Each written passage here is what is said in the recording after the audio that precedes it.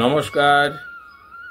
আমি আজ আবার আপনাদের মহাভারত পাঠ শোনাবার জন্য হাজির হয়েছি। আশা করি আপনারাও নিয়মিত শ্রদ্ধার সঙ্গে আমার এই মহাভারত পাঠ শোনেন, আর অবশ্যই শুনবেন, কারণ মহাভারত পাঠ শোনা তো কোনো খারাপ কিছু নয়। উপরন্তু এতে সংসারের মঙ্গল হয়। দেখবেন আপনাদেরও সংসারের মঙ্গল হবে। শ্রদ্ধার সঙ্গে এই মহাভারত পাঠ শুনবেন, আর আমি আপনাদের জন্য সমগ্র মহাভারতই এক এক করে আপনাদের কাছে পৌঁছে দেব। আপনারা সবাই ভালো থাকবেন, ভগবান আপনাদের মঙ্গল করুন। আর আমার একটা বিশেষ অনুরোধ, আমার এই চ্যানেলটা আপনারা সাবস্ক্রাইব করে দেবেন। যাই হোক, আজকে যেটা আপনাদেরকে শোনাবো সেটা হলো পাণ্ডবদের পরিচয় প্রদান এবং অর্জুনের সঙ্গে উত্তরার বিবাহ প্রস্তাব। বৈশম্পায়ন বললেন, উত্তরের ফিরে আসার তৃতীয় দিনে মহারথী পঞ্চ পাণ্ডব স্নানান্তে শ্বেত বস্ত্র এবং রাজোচিত অলঙ্কার ধারণ করে যুধিষ্ঠিরের পশ্চাদে সভা ভবনে প্রবেশ করলেন। সভায় পৌঁছে তারা রাজার আসনে উপবেশন করলেন। কিছুক্ষণ পর রাজকার্য দেখার জন্য স্বয়ং রাজা বিরাট সভাগৃহে পদার্পণ করলেন। অগ্নির ন্যায় তেজস্বী পাণ্ডবদের রাজা আসনে উপবিষ্ট দেখে রাজা অত্যন্ত ক্রুদ্ধ হলেন।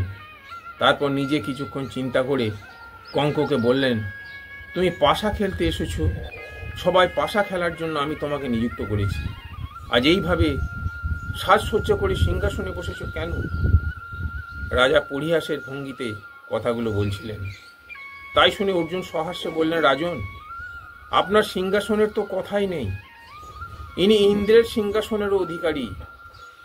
ইনি ব্রাহ্মণদের রক্ষক, শাস্ত্রা দিতে বিজ্ঞ, ত্যাগী, যজ্ঞকারী এবং দৃঢ়তা সহকারে নিজ ব্রত পালন করেন। ইনি মূর্তিমান ধর্ম, পরাক্রমী পুরুষদের মধ্যে শ্রেষ্ঠ, এই জগতে সব থেকে বুদ্ধিমান এবং তপস্যার আশ্রয়। যেসব অস্ত্র সমস্ত দেবতা, অসুর, মানুষ, রাক্ষস, গন্ধর্ব, কিন্নর এবং নাগরা জানে না, সেই সবের সম্পর্কে ইনি অভিজ্ঞ। ইনি দীর্ঘদর্শী, মহা তেজস্বী এবং তার দেশবাসী অত্যন্ত ধর্মপরায়ণ, ধীর, সত্যবাদী, বুদ্ধিমান ও জিতেন্দ্রীয়। ঐশ্বর্য ও প্রাচুর্যে ইনি ইন্দ্র ও কুবেরের সমকক্ষ। ইনি হলেন ধর্মরাজ যুধিষ্ঠির, কৌরবদের মধ্যে সর্বশ্রেষ্ঠ। উদীয়মান সূর্যের স্নিগ্ধ প্রভার ন্যায় এর কীর্তি সমগ্র বিশ্বে সুপ্রসিদ্ধ।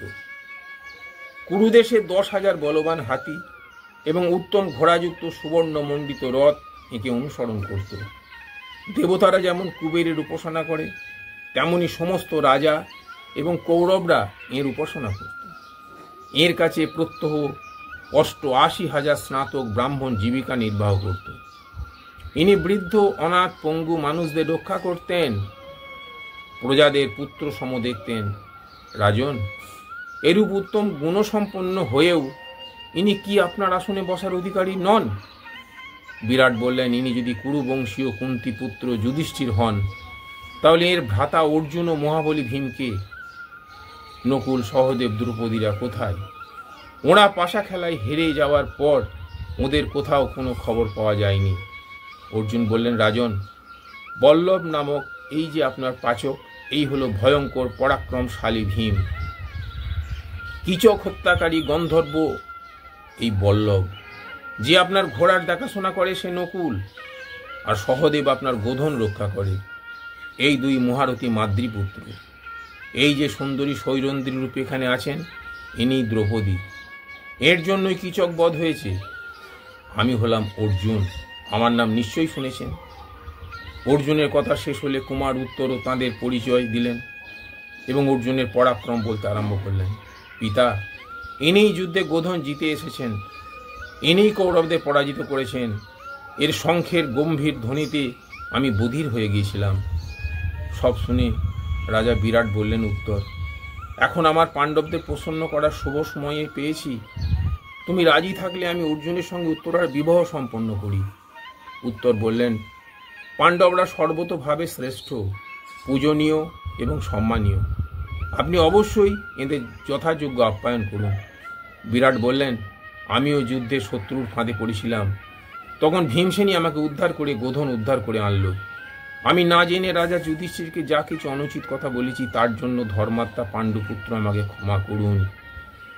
ক্ষমা প্রার্থনা করে রাজা বিরাট সন্তোষ লাভ করলেন এবং পুত্রের সঙ্গে পরামর্শ করে নিজের রাজ্য ও অর্থকোষ যুধিষ্ঠিরকে সমর্পণ করলেন। তারপর পাণ্ডবদের দর্শন পাওয়ায় নিজের ভাগ্যকে ধন্যবাদ জানালেন, সকলকে আলিঙ্গন করলেন এবং প্রসন্ন চিত্তে মহারাজ যুধিষ্ঠিরকে বললেন, অত্যন্ত সৌভাগ্যের কথা যে আপনারা কুশলে বন থেকে ফিরে এসেছেন। অজ্ঞাতবাসের কাল যে আপনাদের সম্পূর্ণ হয়েছে তা অতি আনন্দের কথা। আমার সর্বস্ব আপনার, নিঃসংকোচে এসব স্বীকার করুন। অর্জুন, আমার কন্যা উত্তরাকে বিবাহ করুন। তিনি সর্বতোভাবে তার স্বামী হওয়ার যোগ্য। বিরাটের কথা শুনে যুধিষ্ঠির অর্জুনের দিকে তাকালেন।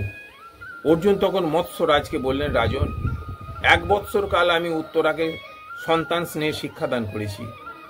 আমি আপনার কন্যাকে আমার পুত্র বধূরূপে স্বীকার করছি। মৎস্য এবং ভরত বংশের এই সম্পর্ক সর্বতোভাবে সম্পন্ন হওয়া উচিত। নমস্কার। এবার আপনারা বলুন কেমন লাগলো? ভীষণ ভালো জিনিস। এই যে মহাভারতের যে কাহিনীগুলো, এটা শুধু গল্প নয়, এটা আমাদের যদি নিজের জীবন দিয়ে অনেক কিছু শিক্ষা যেগুলো আমরা পাই সেগুলো যদি পালন করি তা আমাদের সংসারের মঙ্গল অবশ্যই হবে। তাই আপনারা শ্রদ্ধা সহকারে এগুলো শুনবেন আর আপনারা ভালো থাকবেন। নমস্কার।